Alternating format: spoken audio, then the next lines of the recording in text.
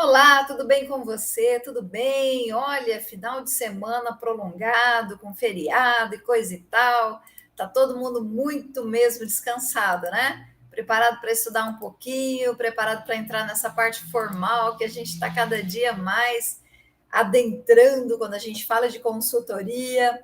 Falamos também de pensar de uma maneira mais estruturada em como executar essa consultoria. Então, a professora coloca aqui para vocês, já espelhando a nossa tela, falando um pouco sobre essa 14ª aula, lembrando que nós tivemos outras aulas também, com provas, né? No dia 16, que é hoje, a gente tem o objetivo de falar um pouco dessa proposta do planejamento do trabalho da consultoria, que é também fazer uma análise para fazer o diagnóstico. Pessoal, lembra que nós entramos no site e fizemos uma proposta formal? Então, ali a gente executou a prática. A gente viu um pouco na tela daquele site, nos vídeos que eles colocavam, tudo isso, exatamente os pontos que a gente aborda. Aqui a gente vai pensar um pouquinho na proposta de fazer, de organizar esse planejamento de trabalho da consultoria. Como que a gente trabalha todas essas etapas desse grande projeto em estudo da empresa? Porque o que eu quero que vocês coloquem na cabeça, e é algo que é muito bacana para a gente pensar, não é a professora que quer que coloca na cabeça, né? Na verdade, algo muito bacana para a gente pensar é que todo projeto ele tem início, meio e fim.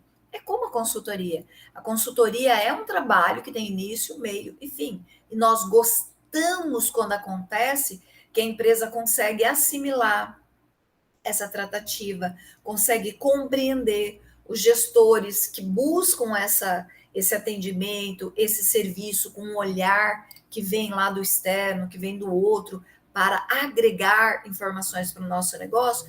Nós gostamos muito quando esses diretores, esses presidentes, gestores, eles conseguem passar pela parte da execução e conseguem conferir um resultado dentro das dificuldades, dentro do que foi colocado como problema.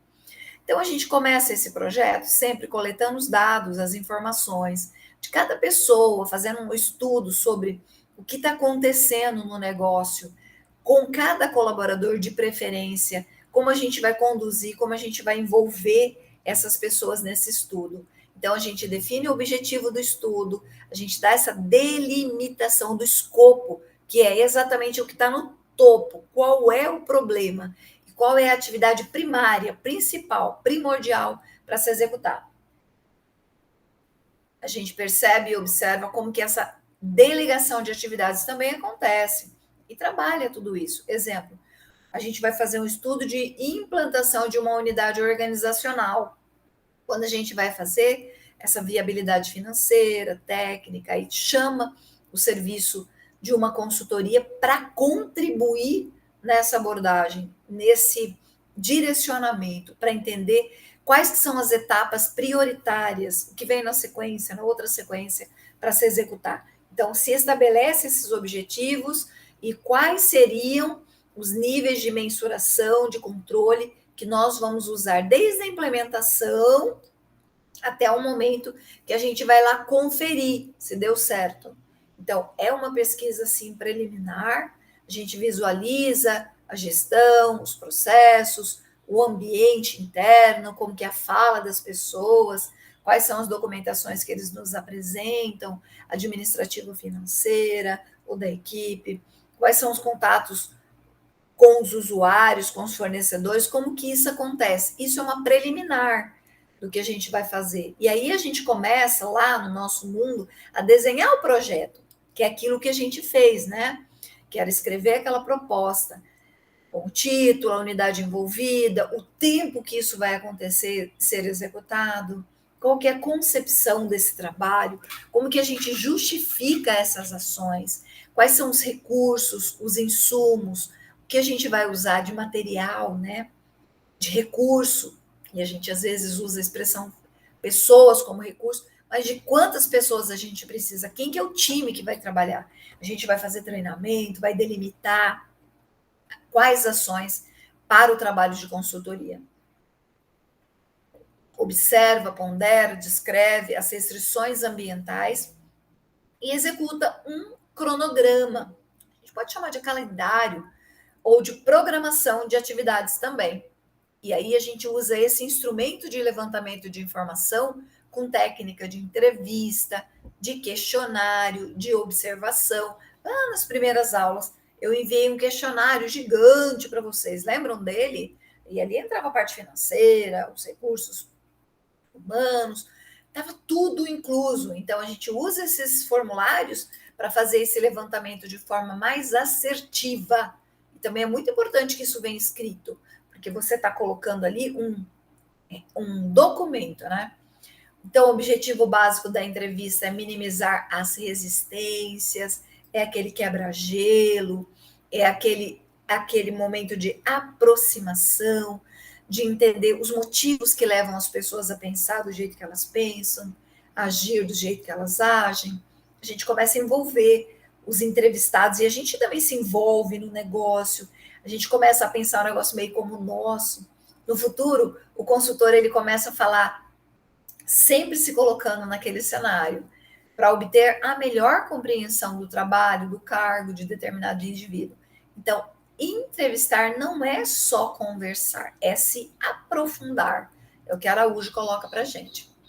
Nas etapas do projeto em estudo organizacional, nós temos a vantagem da entrevista. Por quê? Grande vantagem é que ela permite que o entrevistado ele possa falar francamente, ele possa colocar suas críticas, suas sugestões sobre o trabalho, sobre a empresa. Geralmente, eu gosto, particularmente, de falar, por exemplo, João, fala para mim 3 pontos que você entende aqui da empresa, que são pontos, olhando para dentro do negócio, fazendo uma pequena análise, que você entende que são pontos de melhoria. A gente poderia até dizer de pontos fracos, sabe? Mas que são pontos onde a gente pode melhorar, onde o negócio pode melhorar. Aí o sujeito, o João, vai falar sobre isso, aí ele discursa um pouquinho, aquilo, fala um pouquinho, aquilo. Gente, é muito certo o que ele diz. Ninguém vai chegar para um consultor e ficar inventando fofoca. Pode ser que ele aumente, que ele amplie, né? Mas inventar de um todo, ele não vai inventar. Então, a gente vai colocar ali de maneira mais formal possível o que a gente está observando. Também a gente pergunta, quais que são os pontos que você entende que são positivos, né? Que são forças do negócio? Fala para mim 3 pontos. Aí a pessoa vai explicar isso, eu enxergo assim. Eu acredito que o pessoal é muito unido, nós temos uma equipe. Quando a gente tem uma tarefa, a gente realiza. Então, o João, esse sujeito aqui na hora da entrevista, ele vai contribuir enormemente, colocando 3 pontos. Geralmente a gente fala os maiores, os mais importantes. Geralmente o que vem na cabeça da pessoa que está marcando ela. Então, ela vai falar geralmente os mais importantes. Então, isso é uma grande vantagem da entrevista. Uma outra vantagem é ela permite que a pessoa que tem dificuldade de se expor, de escrever, que ela faça isso de maneira oral. Às vezes as pessoas não têm facilidade, né, em redigir um texto.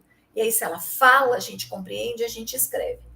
Possibilita também, para essa pessoa que está sendo entrevistada, o conhecimento mais profundo da própria área.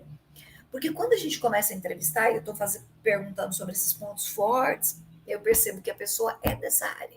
O que a gente faz? A gente adentra, a gente tenta aprofundar um pouquinho naquele tema. Dentro do que ele falou, a gente chama mais atenção. E isso você vê que poderia ser feito de que forma? Aí a pessoa vai trazer essa abordagem de que forma. Então, a gente consegue trazer uma informação um pouquinho maior, a gente consegue tirar o que está lá dentro dela, né? Que ela tem medo de falar, não falaria com o chefe, não falaria com o dono, mas ela vai falar com o entrevistado, por quê? Porque a gente vai explicar que ela não vai ser exposta, não vai a fala dela, vai uma fala de todo mundo, ninguém sabe quem está falando aquilo, mas aquilo é importante de ser estudado, porque ninguém vai falar bobagem. As pessoas querem, e elas fazem isso constantemente, ajudar, elas querem ajudar. Proporciona também um momento de julgamento mais próximo, né? Da atitude, da capacidade do chefe, do gerente. Às vezes as pessoas fazem alguma crítica, alguma reclamação também, porque elas têm medo de alguma represália por aquilo, então elas falam. A gente estimula também o raciocínio do entrevistador dessa forma. Quais que são as desvantagens da entrevista? A dificuldade de fazer anotações ao longo da entrevista. Às vezes, eu gosto dessa abordagem, mas a gente tem que pedir autorização. Como a gente tem hoje smartphone, telefones muito poderosos, o que a gente fala? Olha, será que eu posso anotar isso nesse momento? Eu posso fazer uma gravação? E aí você vai fazer essa gravação, né? Isso é muito importante, pessoal. É importante que a gente delimite, que a gente coloque, e a gravação ela vai enriquecer um pouco mais na hora que eu vou fazer a anotação. Vou só fechar aqui o celular, porque veio com uma. Tem uma pessoa chamando, né? Às vezes a gente vai ficar, já estou dando um tchauzinho lá. Então, pessoal, a desvantagem da entrevista é dificulta a anotação. Como eu falei, eu gosto de gravar, tem que pedir permissão para gravar. A frequência de palpites e adivinhações também elas podem ocorrer. E o envolvimento de natureza emocional. Às vezes a pessoa vai falar alguma coisa que aconteceu tal, e às vezes até chora. Ou fica com medo. Tá amedrontada, né? Peraí. Desculpa. Temos algumas recomendações quando a gente vai falar, quando a gente vai entrevistar. Primeiro, gente, isso já é óbvio, a gente fala sempre, mas tem que desligar o celular. Já pensou o celular tá tocando? O meu não tá tocando. Aqui o celular, eu vi que tem alguém mandando uma mensagem escrito urgente, então eu vou procurar, porque às vezes pode ser uma coisa séria com a família. Mas você deve desligar o celular. Você tem que deixar o entrevistado à vontade, falar com um tom de voz que ajuda ele, contribui com ele na hora de falar, né? Envolve o entrevistado no estudo, procura não interromper a fala dele. Tem que tentar fazer isso de maneira informal, sentado num local tranquilo, né? Não ficar naquela cadeira imponente lá do chefe, que dá mais medo. Esse questionário, ele tem que ser pensado, estruturado, formalizado, tem que pensar como que eu vou aplicar, né? Se a pessoa estiver morrendo de pressa, não adianta, ela vai fazer com pressa de qualquer jeito. O ideal é marcar um tempo onde você diga assim: olha, você pode dispor de 20 a 30 minutinhos para conversar comigo sobre isso? Aí vai. Se existe um distanciamento geográfico, a gente vai fazer isso pelo Meet, a gente tem que entender que às vezes isso não vai ficar tão íntimo, né? Mas vai fazer também, é bom. E a gente levanta esses dados, quant e quali. As vantagens também do questionário é que ele exige menos tempo do gestor de estudo, quando a gente faz o questionário, que a gente envia o questionário, né? O questionário formal. Permite as respostas em tempo para responder as questões, é eficiente para obter informações de pessoas que têm dificuldade em manter contato por outros meios e possibilita melhor detalhamento da resposta, porque a pessoa vai escrever, então ela vai tentar detalhar um pouco mais. Fica bacana. As desvantagens do questionário, ele inibe às vezes, né, na formulação de crítica, de sugestão. A pessoa fica sem graça porque ela está preto no branco, ela está escrevendo isso. Então pode ser perigoso. Ela pensa, poxa, isso pode gerar até uma demissão. Então, quando você envia o questionário, ela fica um pouquinho mais tensa em colocar. Resistente ao preenchimento, às vezes ela escreve em poucas palavras o que ela poderia contigo falar mais, se abrir mais. A interpretação variada de uma mesma pergunta, ela pode não ter essa clareza. Nessas etapas que a gente está prospectando, a gente deve tomar algumas precauções.